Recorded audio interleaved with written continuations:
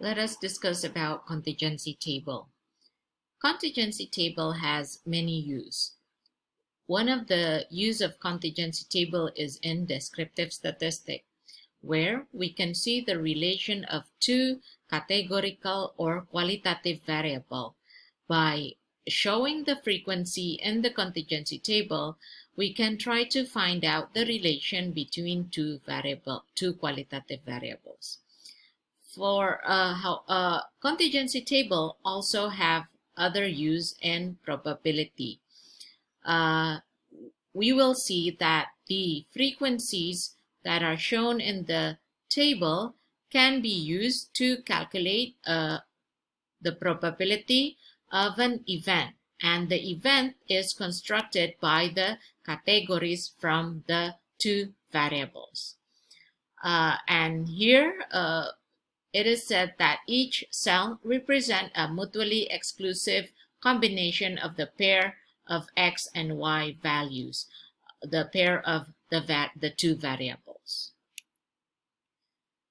Now we can see here, using an example, the result of an investigation on whether or not a household is delinquent or defer in paying its utility bill. So we can see here there are two variables, delinquent in payment and types of heating. So based on whether a household defer its payment or not, we have two events. Yes, it defer in payment, or no, it did pay the bill. And the other category are based on the types of heating variables. We have the first category, which we can say that this is also event. Natural gas, types of heating using natural gas, using electricity, heating oil, and propane. And to read this contingency table, we can say that who delinquent payment using natural gas, there are 50 people. Those household who use heating oil but does pay the bill, there are 20 households, but who does not pay the bill, there are 15 households.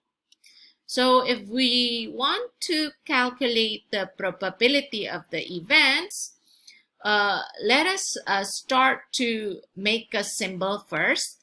So based on the category of delinquent in payment, household who deferred payment is event A, and who does not defer in payment is a complement. And in total, there are 95 who delinquent in payment and 405 who did not. And the type of heating we symbol as event B. Natural gas by B1, electricity B2, and so on to B4.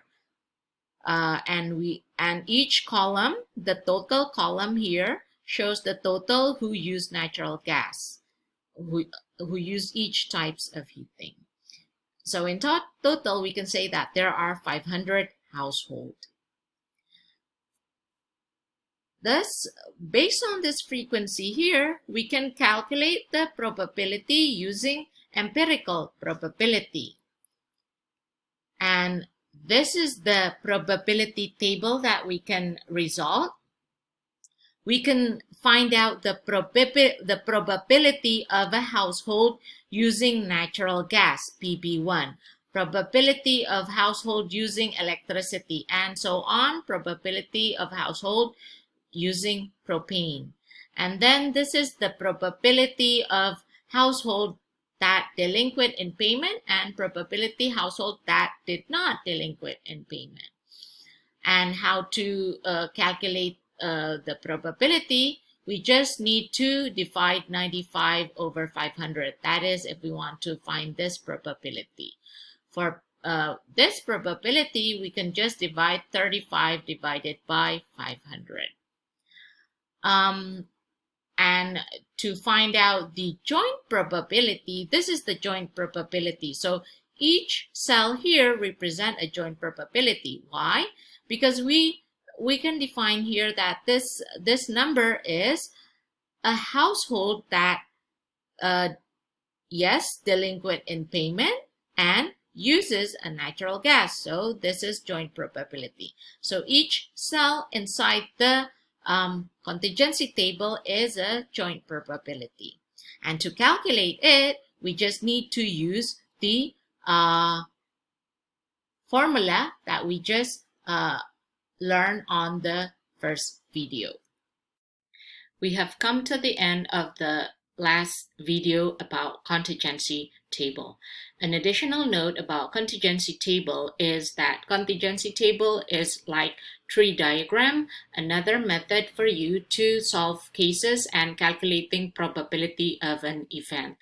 Like tree diagram, and as you have seen, contingency table also result probability, joint probability, but beside that, they can also define the prior probabilities or the marginal probabilities, the probabilities that stand alone. Thank you for watching. See you again in the next video.